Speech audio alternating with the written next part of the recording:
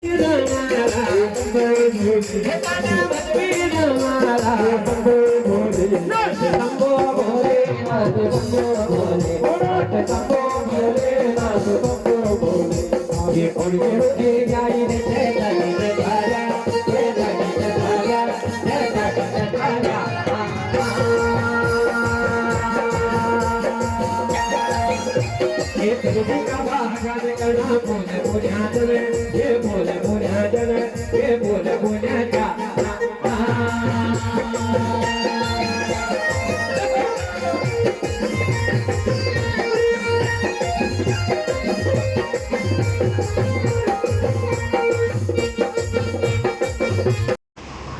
है आप सभी का तनु ब्लॉग में। तो नमस्कार सभी उत्तराखंडी भाई बहन होते हैं, दानाशान होते हैं और छोटू ते मेरू जी भोरी थे प्यार।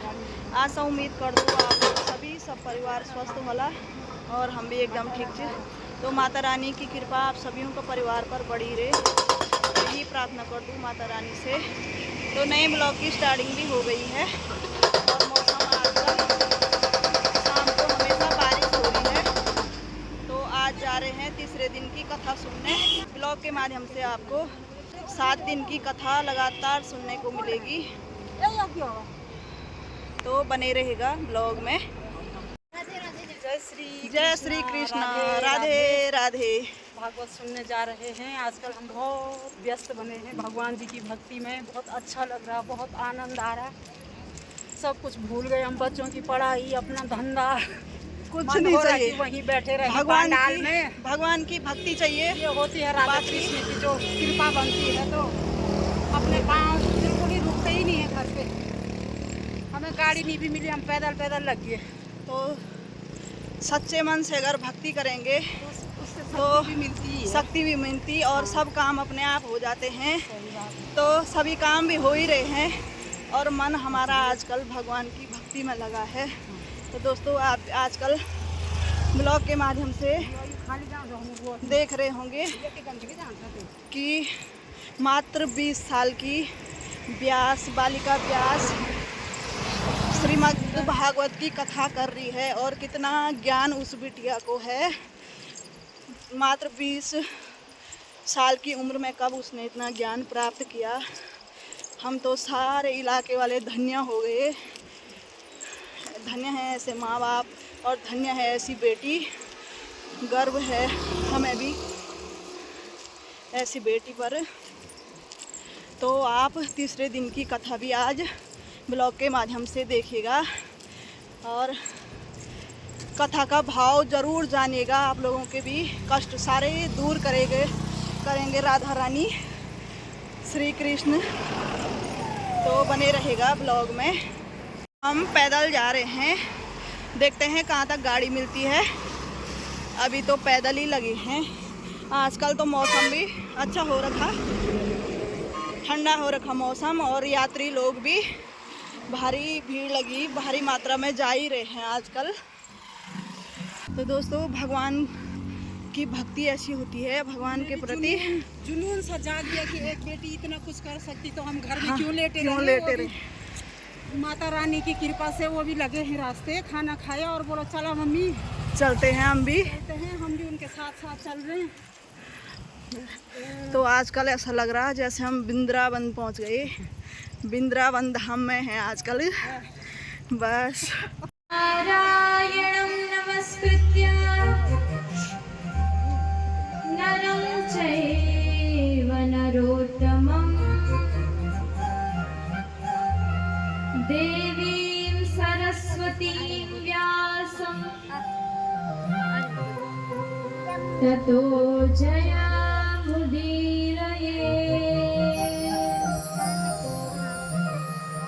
श्री राधे मेरी स्वामिनी, मैं राधे जू की दासी। जन्म जन्म मोह दीजियो श्री वृंदावन को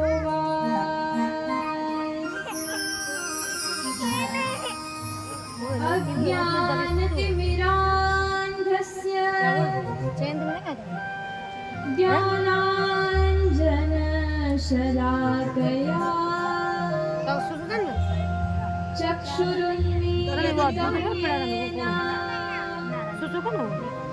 तस्मै श्री गुरवे नमः।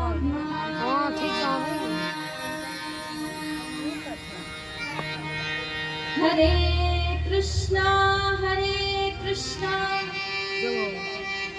कृष्णा कृष्णा हरे हरे, हरे राम राम राम हरे हरे।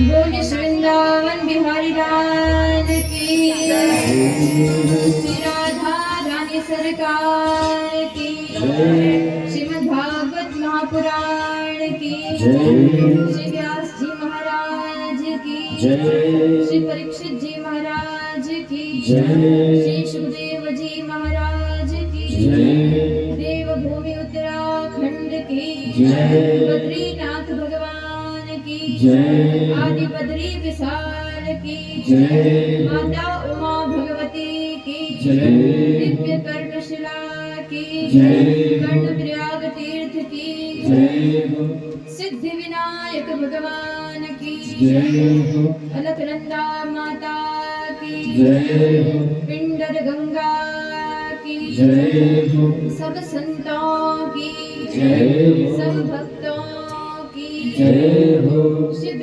चौरासी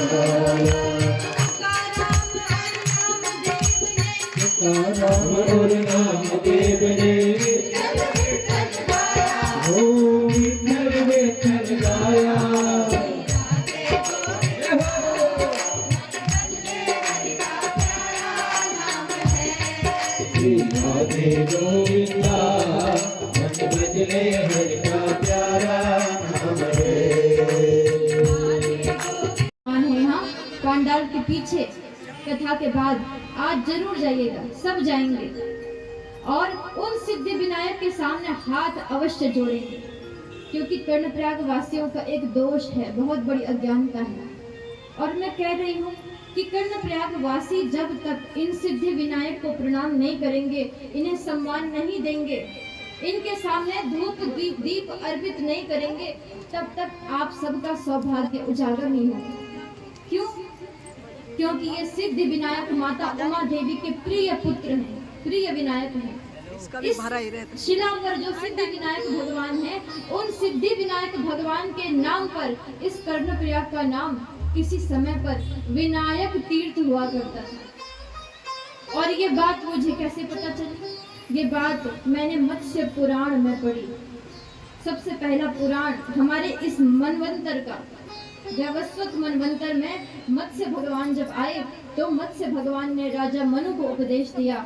और मत्स्य पुराण में माता सती कहती हैं, हे दक्ष, अहम राधा वृंदावने वने, मैं वृंदावन की राधा हूँ, रुक्मिणी द्वारवत्याम च, रुक्मिणी हूँ द्वारका की, देवकी मथुराम, मैं मथुरा इसका अर्थ यही है कि विनायक तीर्थ और कोई नहीं बल्कि कर्णप्रयाग ही विनायक तीर्थ है, और यही विनायक हैं जो उमा देवी के प्रिय पुत्र हैं। किंतु आज हमने क्या दिया? जो विनायक इस शिला पर आप सभी को सुख देने के लिए, कल्याण करने के लिए स्वयं प्रकट हो रहे हैं। जैसे भविष्य बद्री में भगवान बद्रीनाथ प्रकट हो रहे हैं, वैसे इस शिला पर स्वयं साक्षात श्री गणेश प्रकट हो रहे हैं। और आप और हम यहाँ से जाते हैं और उन्हें भूल जाते हैं। आज तक कर्णप्रयाग के लोगों ने उनका दर्शन नहीं किया, इसीलिए आज बहुत अच्छा दिन है। आप जाइए और अपने इष्ट गणेश जी का दर्शन अवश्य कीजिए, क्योंकि माता उमा देवी की आप जितनी भी पूजा कर रहे हैं, माता उमा तो तभी खुश होगी, तभी प्रसन्न होगी जब आप उनके पुत्र को प्रसन्न करेंगे, जब आप उनके लाडले गणेश जी को प्रसन्न करेंगे। और भक्तों, आज की कथा का तृतीय दिवस, आज का सूर्य ज्ञान का सूर्य है। आज की कथा ज्ञान प्रधान कथा है। आज आप कथा में सुनेंगे कि भगवान ने पांडवों का किस प्रकार से उद्धार किया है और सृष्टि कैसे हुई, ये सब बातें आपको ज्ञात होंगी। कल हमने श्रवण किया था कि भगवान ने किस प्रकार से 24 अवतार लिए हैं। भगवान के 24 दिव्य अवतार हुए। सूत जी महाराज कहते हैं, हे ऋषिगणों, भगवान के तो इतने अवतार हैं कि कोई व्यक्ति आकाश के तारों को गिन सकता है, धरती पर धूल के कणों को गिन सकता है, लेकिन भगवान के कितने अवतार हैं इसको कोई गिन नहीं सकता, कोई नहीं बता सकता कि उन्होंने कितने अवतार लिए हैं। क्योंकि सृष्टि के कण कण में उन्हीं का वास है, किंतु फिर भी भगवान के 24 अवतार प्रमुख हैं। और इन 24 अवतारों के विषय में हमने कल श्रवण किया था। कौन कौन से हैं ये 24 अवतार? तो सृष्टि के सबसे पहले समय में कौमार सर्ग में 4 कुमारों के रूप में भगवान ने अवतार लिया। ये 4 कुमार ब्रह्मा जी के मानस पुत्र थे और इनका नाम था सनक, सनंदन, सनातन और सनत कुमार। 5 वर्ष के ऋषि, आयु है लाखों साल की, लेकिन छोटे से सुंदर से ऋषि बनकर के चारों भाई साथ साथ रहते हैं और भगवान की ध्यान में डूबे रहते हैं। इन्हें संसार से कोई मतलब नहीं, इसीलिए इन्होंने अपनी उम्र भी नहीं बढ़ने दी। छोटे से बालक के रूप में भगवान के आसपास सदैव विराजमान रहते हैं। चतुष कुमार, बोलिए सनक, सनंदन, सनातन और सनत कुमार की। कौमार सर्ग में इन चारों भाइयों का प्राकट्य हुआ और इसके बाद समय आया तो कारण समुद्र अंतरिक्ष के बाहर है, ब्रह्मांड के बाहर कारण समुद्र में डूबी हुई पृथ्वी, इस पृथ्वी को लाने के लिए भगवान ने अवतार लिया। और कौन सा अवतार लिया? भगवान ने लिया यज्ञ वराह का अवतार। बोलिए यज्ञ वराह भगवान की जय। वराह अवतार भगवान ने लिया। और भक्तों, एक मैं ज्ञान की बात आपको बताऊं, आपने वराह भगवान का चित्र देखा होगा। भारत में वराह भगवान की सबसे पुरानी मूर्ति, बहुत 700-800 साल पुरानी मूर्ति, और वो विग्रह है मध्य प्रदेश के निकट, वो विग्रह है। उस मूर्ति में भगवान वराह का चित्र। अब जब भगवान कपिल के रूप में आए तो उसके बाद मंडल में, जहाँ हमारी मैया अनसुईया बड़ी सती शिरोमणि माता अनसुईया अपने पतिदेव अत्रि मुनि के साथ निवास करती है। एक बार जोर से कहेंगे, बोलिए माता सती शिरोमणि अनसुईया माता की जय। उन माता अनसुईया के पुत्र के रूप में साक्षात ब्रह्मा विष्णु महेश माता अनसुईया की परीक्षा लेने के लिए आए और माता अनसुईया ने तीनों देवताओं को अपने तपोबल से, केवल यही तप का माता अनसुईया लेने के बाद भगवान ने परशुराम का अवतार धारण करके हाथ में फरसा लेकर के दुष्ट राजाओं का संहार कर दिया। 21 बार धरती क्षत्रियों राजाओं से विलीन कर दी। बोलिए परशुराम भगवान की जय।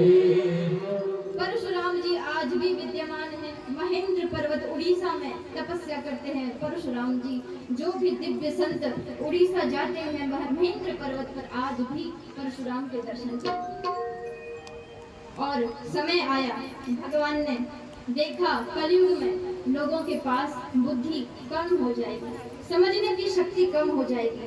संसार में कोई ऐसा नहीं होगा, विशेषकर भारत में, जो किताब खोलता हो, पढ़ता हो। इसीलिए भगवान ने वेदों की व्याख्या के लिए एक वेद था, उसको विभाजित करके अनेक बना दिए और भगवान ने अनेक शास्त्रों की, पुराणों की रचना की। जिन भगवान का अवतार उत्तर प्रदेश में 2 नदियों के संगम पर हुआ, वो भगवान बाद में बद्रीनाथ आए, बादरायण बन गए, सत्यवती और पराशर जी के पुत्र के रूप में भगवान ने वेद व्यास का अवतार लिया। बोलिए व्यास जी महाराज की। हाँ, मैं तो शरीर नहीं आत्मा हूँ, आत्मा का पति तो परमात्मा ही होता है। ऐसे वर को क्या वरो जो जन्मे और मर जाए, वरवरियो गोपाल को मेरा चूड़ो अमर हो जाए। ऐसे वर को वरण करो हे माँ जो कभी न मरे, मेरा सुहाग अचल रहे, अमर रहे, अमिट रहे। और मीराबाई ने भगवान को बालपन से पति बना लिया। भगवान ने विचार किया, मेरे भक्त तो मुझसे इतना प्रेम करते हैं, लोक वेद की मर्यादा छोड़ करके मुझसे प्रेम करते हैं, तो फिर मैं क्यों बंधन में रहूं? मैं क्यों ना समस्त मर्यादाओं को छोड़ करके अपने भक्तों के लिए उसी वैसा ही हो जाऊं जैसे वो मेरे लिए हैं। तब भगवान ने द्वापर युग में श्री कृष्ण चंद्र के रूप में अवतार लिया। बोलिए श्री कृष्ण भगवान की जय। हाँ, श्री कृष्ण के रूप में ठाकुर जी साक्षात आए, स्वयं आए। श्री कृष्ण कोई अवतार नहीं, बल्कि श्री कृष्ण तो वो हैं जो इन सभी अवतारों को लेने वाले हैं। जिन श्री कृष्ण ने दिव्य लीलाएं की हैं वृंदावन में, और कृष्ण ने, श्री कृष्ण ने वो सब किया जो कोई नहीं कर सकता। भगवान श्री कृष्ण से ये शिक्षा लेनी चाहिए कि भगवान ने वो उनका खून 5 पुत्रों के धड़ जमीन पर पड़े हुए, द्रौपदी चीख करके धरती पर गिर पड़ी, बेहोश हो गई। द्रौपदी ने ऐसे दृश्य की कभी कल्पना नहीं की थी। प्राण निकलने लगे द्रौपदी के। 5 भाई पांडवों ने संभाल दिया, माता कुंती संभाल दिया। माता कुंती अपने पुत्र वधु को हृदय से लगा करके रोने लगी, हे द्रौपदी स्वयं को संभालो। इस महायुद्ध में कितने वीर मारे गए, कितनी माताओं ने अपनी संतान खो दी। हे द्रौपदी ये समझ ले कि इस युद्ध में जब रणचंडी ने बलि मांगी तो तेरे 5 पुत्रों की बलि ले गई। दुख मत कर बेटी, दुख मत कर। पर द्रौपदी तो माँ है, द्रौपदी रोती रही। अर्जुन को क्रोध आया और ग्रंथि हाथ में लेकर अर्जुन ने प्रतिज्ञा कर दी, हे द्रौपदी, हे भगवती, मैं तुझे ये आश्वासन देता हूँ जिसने तेरे पुत्रों के साथ ये कुकृत्य किया है कि तेरे वीर पुत्रों को सोते हुए मार डाला, उस दुष्ट का, उस नीच का सिर काट करके तेरे चरणों में रख दूंगा और उसके सिर पर पैर रख करके तू स्नान करे। गांडीव हाथ में लेकर के अर्जुन, 5 भाई पांडव रथ पर चढ़ गए। अर्जुन बैठ गए रथ पर, रथ चलाने लगे श्री कृष्ण। और भागवत में पहली बार श्री कृष्ण का इस प्रकार से प्रवेश हुआ। बोलिए श्री कृष्ण चंद्र भगवान की जय। व्यास जी महाराज मानो संकेत कर रहे हैं कि भगवान ही अपने भक्तों की गति करते हैं। अर्जुन का रथ चला रहे हैं श्री कृष्ण, और रथ चलाते चलाते भगवान ने देख लिया सामने से कोई भागता हुआ जा रहा है। भगवान ने रथ दौड़ा दिया और पकड़ लिया उसे। कौन था ये? गुरुपुत्र अश्वत्थामा। 5 भाई पांडवों ने रस्सियों से बांध दिया अश्वत्थामा को, और अश्वत्थामा ने उस समय रस्सियां तोड़ करके ब्रह्मास्त्र का, ब्रह्मशर का संधान कर दिया। ब्रह्मास्त्र छोड़ दिया पांडवों के ऊपर। ब्रह्मास्त्र का कोई विकल्प, कोई तोड़ नहीं। ब्रह्मास्त्र चल गया तो चल गया। 5 भाई पांडव अब संकट में किसे बुलाते? जिस कृष्ण ने बचपन से आज तक रक्षा की है, जो कृष्ण जन्म जन्म का साथी है। अर्जुन ने आज उसी कृष्ण को पुकारा है। अर्जुन भगवान को पुकारने लगे हैं, हे कृष्ण, हे कृष्ण, हे दीनबंधु कृष्ण, हम तुम्हारी शरण में हैं। कृष्ण कृष्ण महाबाहो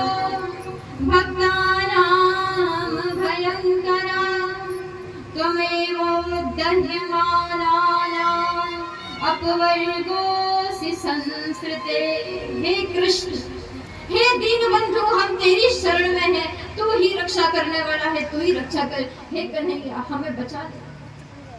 भगवान ने कहा, अर्जुन, ब्रह्मास्त्र का कोई विकल्प नहीं है, लेकिन ब्रह्मास्त्र चलाना तुम्हें भी आता है, तुम भी ब्रह्मास्त्र को चलाओ, नष्ट हो जाने दो ब्रह्मांड को, किंतु मैं तुम्हारी रक्षा करूंगा। अर्जुन ने ब्रह्मास्त्र का संधान किया। सामने से ब्रह्मास्त्र आ रहा था, अर्जुन ने भी ब्रह्मास्त्र का संधान किया। दोनों ब्रह्मास्त्र टकराते, भयंकर विस्फोट होता, सृष्टि समाप्त हो जाती। तब मुनि आए, मुनियों ने प्रकट होकर के और पांडव अर्जुन को आदेश दिया, हे अर्जुन, तुम तो सदा धर्म के पक्ष में हो, सृष्टि का नाश मत होने दो, अपने ब्रह्मास्त्र को लौटा दो। अर्जुन ने ब्रह्मास्त्र लौटा दिया और जो ब्रह्मास्त्र अश्वत्थामा ने चलाया था वो भी अर्जुन ने वापस लौटा दिया। अब तो भगवान ने अश्वत्थामा के केश पकड़ लिए। ये पापी सदैव सर्वदा ब्राह्मण होकर के भी लोभ करता है, अपने राज्य के विषय में, संपत्ति के विषय में इतना भूखा है। दो भाइयों का झगड़ा था और उसमें कूद पड़ा और इनके वंश का संहार कर दिया इसने। अब मैं इसे जीवित नहीं छोड़ूंगा। भगवान ने आदेश दिया, पांडवों, अभी सिर काट दो इसको, अभी सब नहीं आते। वो व्यक्ति तो जिंदा शव के समान। कृष्ण की कथा हो रही है और पास में है, समय भी है, फिर भी जो नहीं आ रहा उसका सौभाग्य है ही नहीं, उससे बड़ा दुर्भाग्यशाली कोई नहीं। जैसे कि समुद्र, मीठे जल का समुद्र, अमृत का समुद्र पास में है, गंगा बह रही है, लेकिन जन्मों का मैला व्यक्ति उस गंगा में नहाने नहीं जाए, वो व्यक्ति बराबर दुर्भाग्यशाली कौन होगा? तो वैसे दुर्भाग्यशाली वो लोग हैं। कृष्ण कथा हो रही है, समय भी है, लेकिन कृष्ण कथा सुनने के लिए नहीं आई। ये बात श्री तुलसीदास जी महाराज। और अब आगे परीक्षित जी महाराज प्रश्न करते हैं, हे सुखदेव जी, मुझे ये बताइए कि भगवान ने ये सृष्टि क्यों बनाई? कितने दुख हैं इस संसार में, ये दुख बनाए हैं क्यों भगवान ने? भगवान इतने अच्छे हैं तो भगवान सृष्टि में व्यक्तियों को कष्ट क्यों देते हैं? ये सब बात मुझे समझा दीजिए। सुखदेव जी महाराज प्रसन्न हो गए, समझ गए। अब तो भागवत शुरू हो चुकी है, मंगलाचरण करना पड़ेगा। सुखदेव जी मंगलाचरण कर रहे हैं। नमः परस्मै पुरुषाय भूयसे यदुद्भवस्थान निरोध लीलया गृहीत शक्ति तृतयाय देहिना मन्तर्भवायानुपलक्ष्य वर्त्मने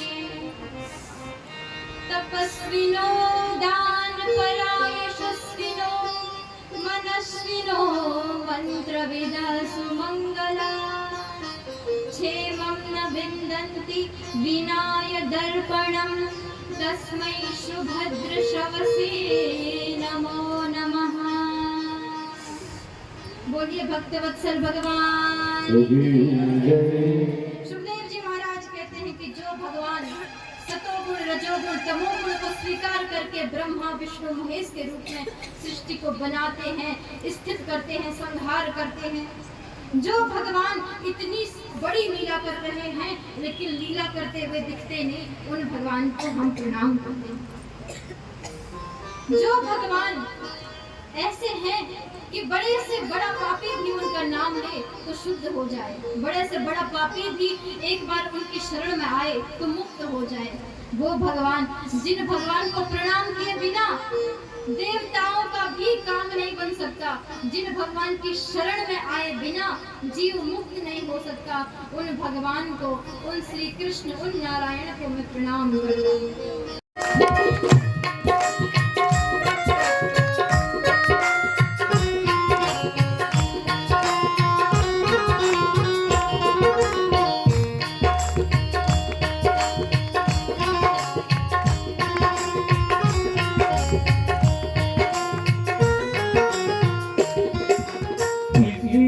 धरा पे शरीर पाया, इसी धरा पे शरीर पाए, धरा में फिर से समाया, इसी धरा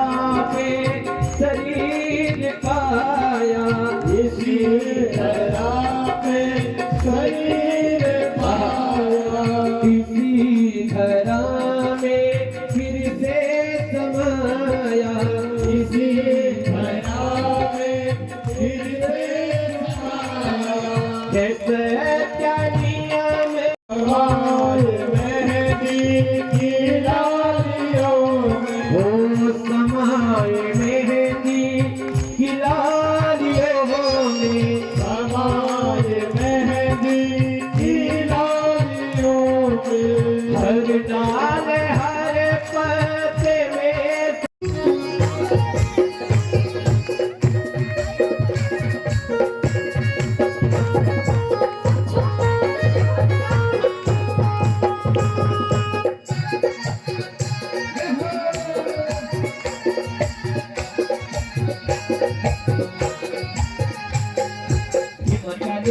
राजा कर कन्या से होला, तिल जो किनारे देवता माँ देव बोला, तिल जो किनारे।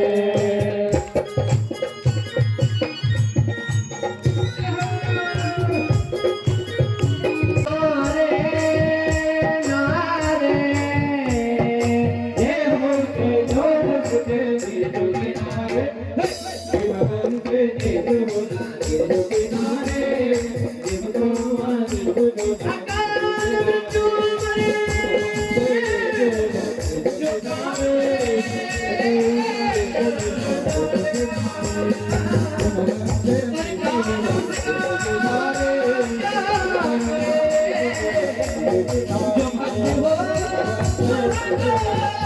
दर्श कराने वाला है, हरि दर्श कराने वाला है। सुख करनी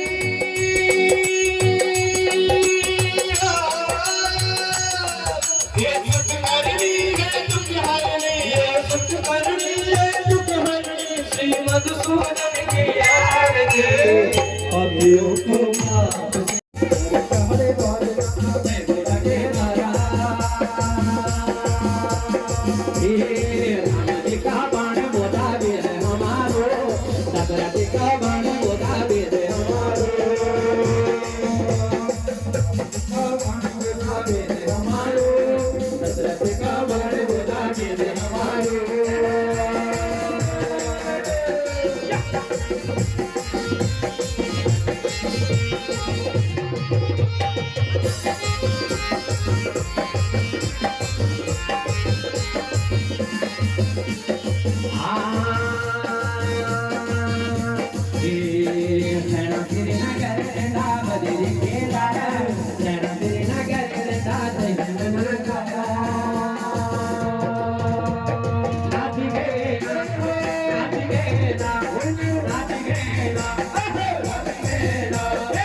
बोले बाबा